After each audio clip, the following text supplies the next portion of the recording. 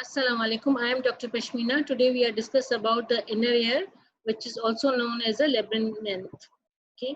So the inner ear, you can see the inner ear. It is buried, or you can say it is uh, carving within the petrous part of the temporal bone. So within the petrous part of the temporal bone, the series of the cavities are connected together and they form the structure of the inner ear, in which we have the one structure for the hearing, which is known as the cochlea.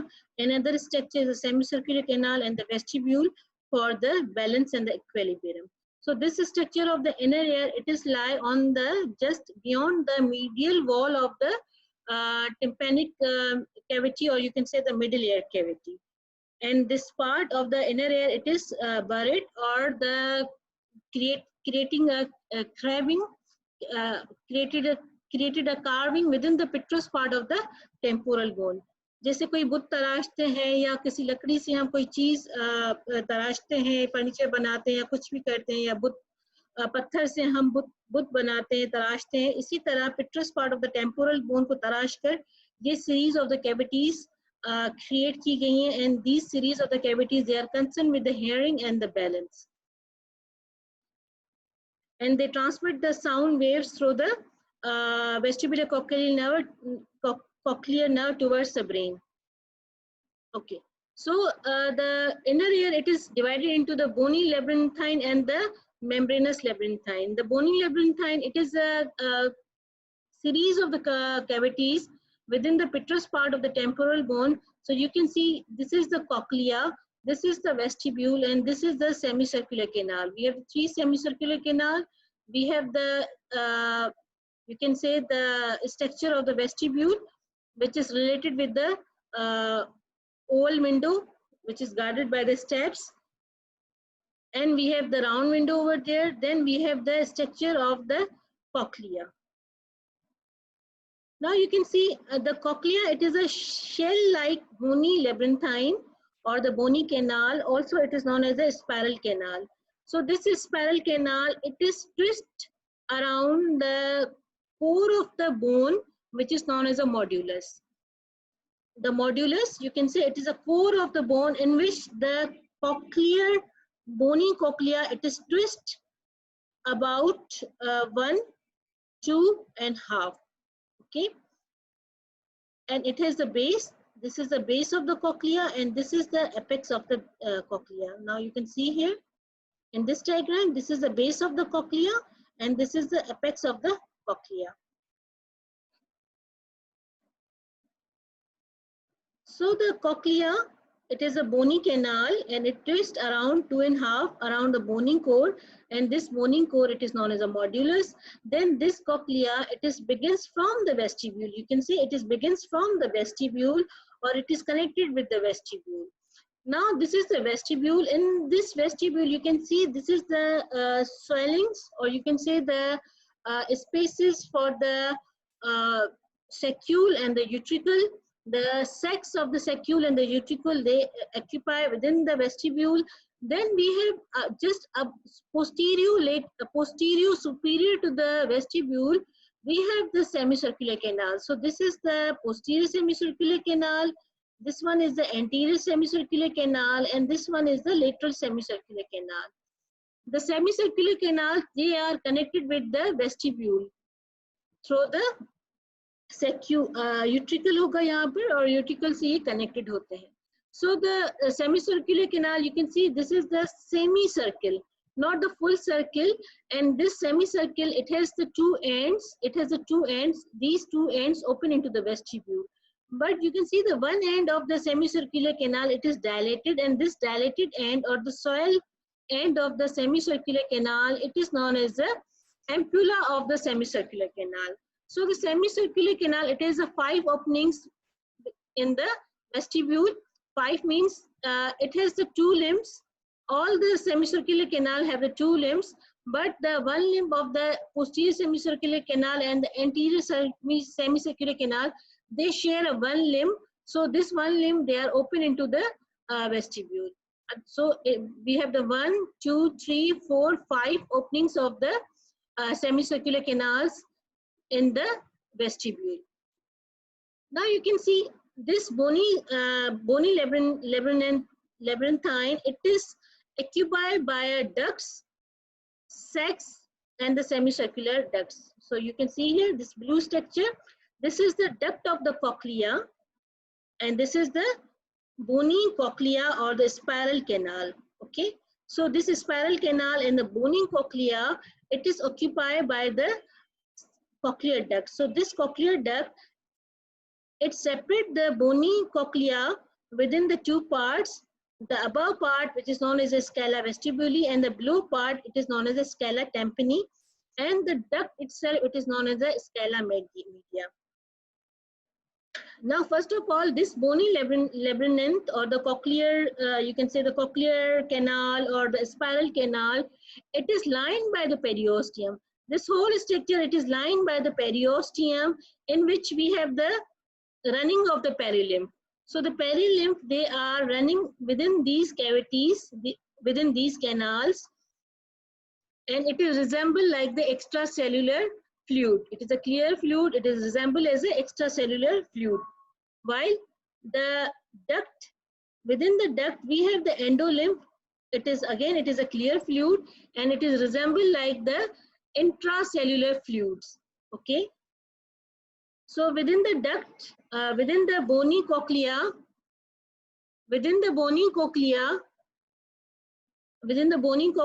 this duct divide the bony cochlea into three parts.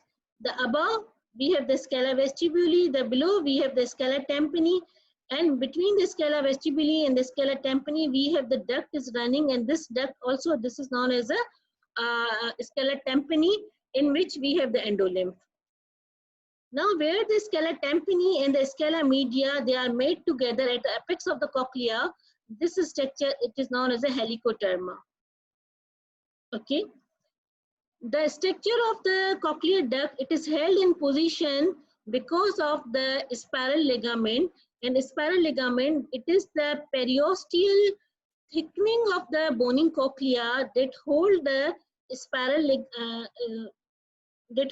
cochlear duct with its position, and the remaining of the duct, it lie in its position because of the fine or delicate filaments which is present in the perilymphs.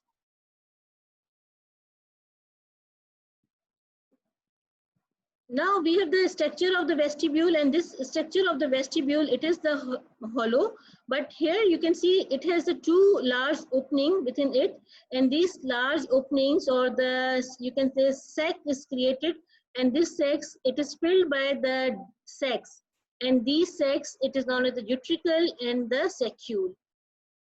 The cochlear duct, you can see here the cochlear duct, it is open into the saccule by means of the duct, and this duct, it is known as the ductus reunion, while the utricle and the saccule, they are communicate again together by means of the duct, and this duct, it is known as the ductus utriculosaccular duct. From the utriculosaccular duct, you can see here there is again another duct. It is continuous, extending towards the petrous part of the temporal bone and open into the posterior cranial fossa. And this duct, it is known as a vestibular aqueduct. Within the vestibular aqueduct, we have the within the vestibular aqueduct, we have the endolymphatic ducts occupied or runs within this ducts and open into the posterior cranial fossa, and where it is end in a blind sac, and this is known as the endolymphatic sac. So excessive or the drainage of the endolymph, it is drained into the posterior cranial fossa through the endolymphatic ducts, which is run in the vestibular aqueduct. Okay. Then we have this structure of the semicircular canal. You can see the semicircular canal. These are not the complete circle, but they are the semicircles or the half circles. So it has the two limbs. You can see here the one limb, another limb, the one limb and another limb, and it has again the limbs. Okay. So the one end of the limb, it is dilated or swell. It is known as the ampulla, in which ampulla, we have the receptors, sensory receptors are resting over here. Okay, so we have the three ampulla. We have the ampulla for the posterior semicircular canal. We have the ampulla for the lateral semicircular canal, and we have the ampulla for the anterior semicircular canals. In these ampulla, we have the receptors, sensory receptors, which is known as a crista. Then, in the utricle sac and the saccule sac, we have the receptors for the again we have the receptors for the balance and the hearing. And these receptors of the balance and the hearing, it is known as a macula. So the macula receptors in the saccule, macula receptors in the utricle, macula receptors in the ampulla, in the crista receptors in the ampulla. All these three ampulla, it has the crista receptors. All these 5 receptors, they are concerned with the balance and the equilibrium. Then just lateral to the vestibule, you can see here there is an oval window. So the vestibule, it is related with the laterally with the oval window, posterior superiorly with the semicircular canals, and the anterior inferiorly with the cochlear canal and the cochlear duct.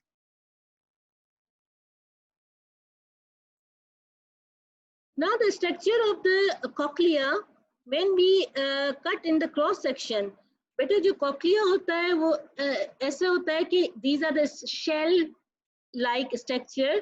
It twists 2.5 tons. It takes 2.5 tons around the boning core, and this boning core, it is known as the modulus. जैसे आप pottery करते हो, जैसे pottery होती है, वो क्या करते हैं कि पोट्री पर मट्टी का जो भी वो मट्टी लगाते हैं और फिर मट्टी को ऊपर लेकर जाते हैं और वहाँ ऐसे वो एक क्रॉकरी क्रिएट करते हैं. इसी तरह हमने हमारा जो बेस होगा, मॉड्यूलस होगा, it is a boning core from the पेट्रस part of the temporal bone. उसी बोनिंग कोर पर आपका क्या करेगा कि जो कॉक्लिया का जो बोनी कैनाल होगा वो ट्विस्ट करेगा. जैसे वो ट्विस्ट करेगा तो उसका जो सबसे पहला ट्विस्ट होगा, it is a basal twist. जो सबसे लास्ट ट्विस्ट होगा, it is a apical twist. ठीक है. So the basal twist, it towards the base of the cranium, while the apical, it is towards the above the base of the cranium. Okay. तो क्या होता है कि जब आप ये कॉक्लिया का जो कैनाल होता है, because of the presence of the cochlear duct, it is divided into 3 parts. The scala vestibuli above the duct, scala tympani below the duct, and this cochlear duct, it is known as a scala media. Now, when we do the cut section, or we take the cross section of this cochlear structure, the bony cochlea and the cochlear duct, this is seems to be like a triangular in shape. So this triangular in shape, it has the receptors for the hearing. So where are the receptors of the hearing in the triangular shape structure? So this is the cut section of the this is the cross section of the cochlea. You can see this is the scala vestibuli, this is the boning cochlea, this is the scala vestibuli above and the scala tympani below. Between the scala vestibuli and the scala tympani, we have the scala media, or you can see the, or you can also known as the cochlear duct. So this is the cochlear duct. So it has the walls. It has the superior wall or the roof. It has the inferior wall or the floor, or it has the outer walls. Okay. Now you can see here.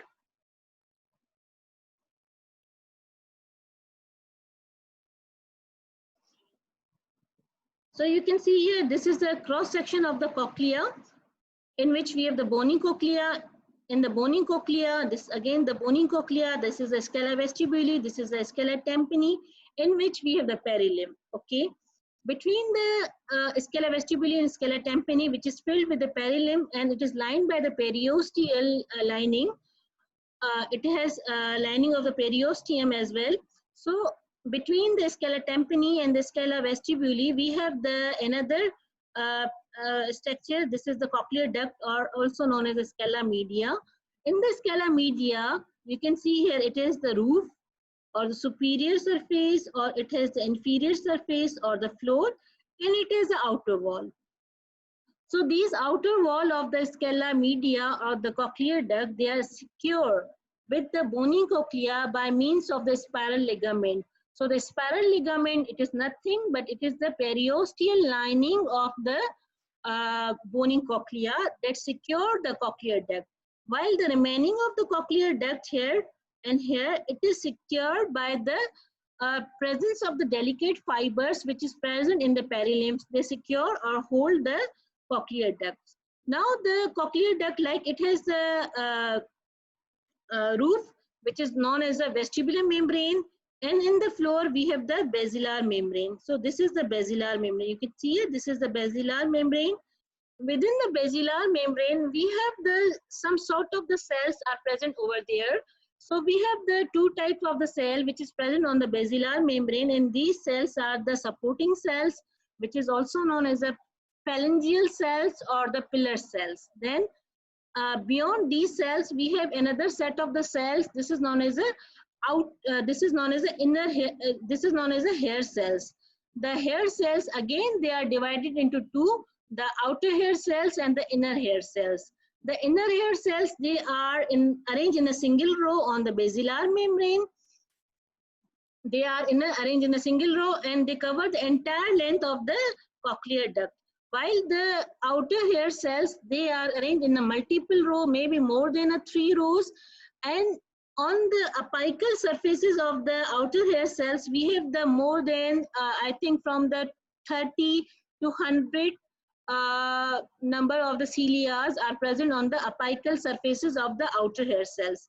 So this outer hair cells and the inner hair cells, which are resting on the basilar membrane, it contains the receptors for the hearing. While the receptors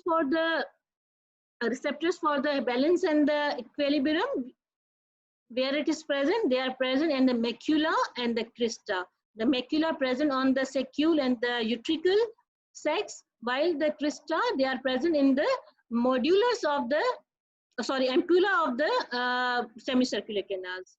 So the crista and the macula, they contain the receptors for the balance and the balance and the equilibrium, while the receptors for the hearing, they are resting on the basilar membrane. On the basilar membrane, we have the hair cells. So these receptors, they are resting on the hair cells.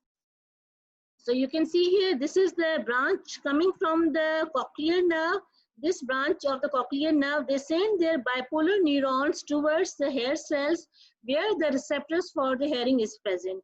So they convey the message from the receptors of the hearing, and this message conveyed through this nerve towards the brain stem, towards the brain or the higher centers of the brain. Okay.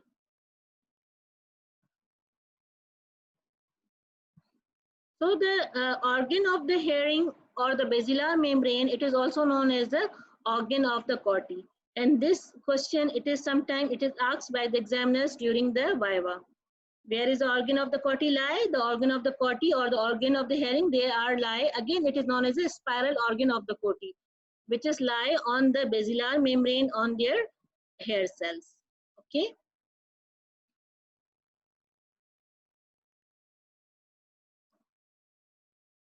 Now this is a mechanism of the sound transmission. First of all, the sound, it is captured by the external ear through the auricle. Then this sound travels through the external acoustic meatus. Then they reaches at the tympanic membrane. They pushes the tympanic membranes towards medial side. Then it pushes the handle of the Millis. Then the handle of the Millis, it pushes the head of the Millis towards the lateral side. When the head of the Millis pushes towards the lateral side, it pushes the head of the Ancus towards the lateral side again. Because of the pushing of the head of the Ancus towards the lateral side, it pushes the long process of the Ancus towards the medial side. That pushes it stimulates the steps. When the step is stimulated, it stimulates or pushes the oval window towards the medial side. So the sound wave from the external ear through the external acoustic meatus, tympanic membrane, through these ossicles, through the oval window, they enter into the scala vestibuli. They run on the scala vestibuli. they crosses the helicoderma, because the helicoderma, it is a structure where the scala vestibuli and the scala tympani, they are made together. From the scala vestibuli, they are go towards the scala tympani, and from the scala tympani, they are reaches at the oval window, in the oval window which is guarded by the secondary tympanic membrane. So any loud sound, the continuous exposure of the loud sound, they may degenerate the basilar membrane, the hair cells, and they causes the deafness of the people or the patient. Then vessels, vascular supply of the inner ear. The vascular supply of the inner ear, it is divided into two parts. The vessel that supply the bony labyrinth, it is also supply the vessels which also supply the temporal bone and the petrous part of the temporal bone. These vessels are the anterior tympanic branch, which are coming from the maxillary artery, the stylomastoid branch from the posterior auricular artery, and the petrous branch from the middle meningeal artery. So these arteries are those arteries that supply the temporal bone and the bony labyrinth. Okay. Then the membranous labyrinth, it is supplied by the labyrinthine artery, which is coming from the anterior inferior cerebral artery, or it is directly coming from the basilar artery, because the basilar artery, it is a continuation of the vertebral artery. So the vertebral artery, you know, it is coming from the subclavian artery. So the main source of the membranous labyrinth, it is coming from the subclavian artery through the basilar artery, because the basilar artery, they send the anterior inferior cerebral artery directly or indirectly. Then it entered the internal equistic meatus with the facial and the vestibulocochlear nerves, and divided into the cochlear branch that runs on the modulus and supply the cochlear duct, while the vestibular branch, they are maybe 1 or 2 in number, because they supply the vestibule, means they supply the saccule and the utricle, and it supply the semicircular canals as well. Then the venous drainage of the labyrinth is from the labyrinthine vein. They are the two veins, the vestibular vein and the cochlear vein. When they are made together, they form the labyrinthine vein, which empty into the inferior petrosal sinus or the sigmoid sinuses, maybe indirectly to the inferior petrosal sinus or the sigmoid sinuses. From the sigmoid sinuses, they drain into the internal jugular vein. Then the innervation of the inner ear, it is innervated by the vestibulocochlear nerve. It is the 8th cranial nerve. It is a purely sensory nerve, and they supply the vestibular apparatus, means they supply the vestibular nerve, they supply the vestibular apparatus through their 2 ganglions. These are the vestibular ganglion. So the one vestibular ganglion, they sends their branches towards the semicircular canals, towards the ampulla where the crista is resting. Crista is a receptors for the hearing. So they receive the branches or the bipolar neurons from the vestibular ganglion. Then another vestibular ganglion, they supply towards the saccule and the utricle through the saccular nerves. और secular और utricle में आपके कौन से receptors होंगे? We have the macula. So the macula receive the receptors. Macula, they receive the bipolar neurons from the vestibular ganglions. So these ganglions, these receptors, they run on the vestibular nerves, and they send their axons towards the, they send their receptors towards the vestibular branch. Then the cochlear branch, they run on the, they are divided, when they reach at the modulus, they are divided into different branches. You can see so many branches over there, and all these branches, all branches, they crosses the lamina. Through the lamina of the modulus, they reach the basilar membrane of the scala media or the cochlear duct. From the basilar membrane, here we have the receptors for the hearing, which is present on the hair cells.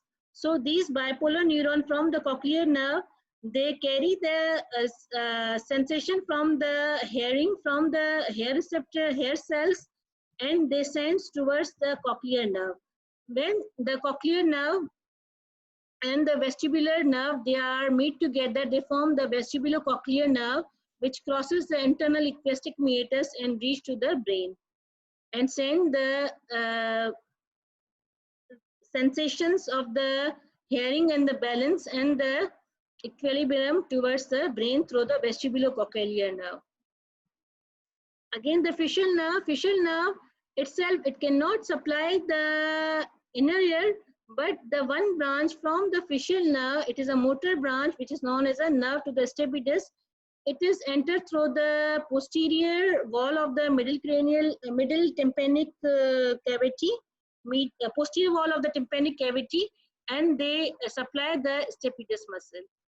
Otherwise, another branch, the chorda tympani, they enter through the posterior wall of the tympanic cavity and they traverse through the middle ear cavity and they exit from the anterior tympanic cavity and supply the glands of the face region. So the facial nerve, it is related with the internal equestic meatus. From this internal equestic meatus, we have the entrance of the facial nerve, we have the entrance of the vestibulocochlear nerve along with the labyrinthine artery. So this type of the questions may come in your exams. The structure which are passing from the internal equestic meatus, it is a facial nerve, vestibulocochlear nerve, and the labyrinthine artery. So these structures, they are traversed through the, or they enter through the internal equestic meatus to supply the different part of the ear. So this is the internal equestic meatus. You can see this is a facial nerve. This is the geniculate ganglion. From the geniculate ganglion, we have the greater petrosal nerve that supply the lacrimal glands. Then, or all the glands above the oral fissure, they are supplied by the greater petrosal nerve, except the parotid gland, which is supplied by the tympanic nerve from the glossopharyngeal nerve. Then this green color nerve, it is again coming from the stapedius muscle that supply the stapedius muscle. Now to the stapedius muscle. Then the chorda tympani, the red color, this red color, it is the chorda tympani. They are traversed through the middle ear cavity, but it can get an entrance and the exit from the middle ear cavity. Iska entrance kahan se hoga? Posterior wall of the tympanic membrane, tympanic cavity or the middle ear cavity, and exit from the anterior wall of the middle ear cavity. Now you can see the clear diagram of the vestibulocochlear nerve. You can see this is the branches coming from the cochlear nerve. So here we have the basilar membrane. In the basilar membrane, they reach towards the basilar membrane. They send their bipolar neurons towards the basilar membrane. And in the basilar membrane, we have the spiral organ of the corti that contain the receptors for the hearing. They are resting on the basilar membrane as a hair cells, the inner and the outer hair cells. Now you can see this is the spiral ganglion. With this ganglion, it is a ganglion of the cochlear nerve. So from these ganglion, you can see the nerves are passing towards the small branches are passing towards the scala media and reach toward the basilar membrane. Thank you very much, beta. Any query regarding this lecture, please ask. कोई भी problem हो बेटा आप मुझे बता सकते हो. अगर समझ में नहीं आया हो, I will again repeat it. Thank you very much.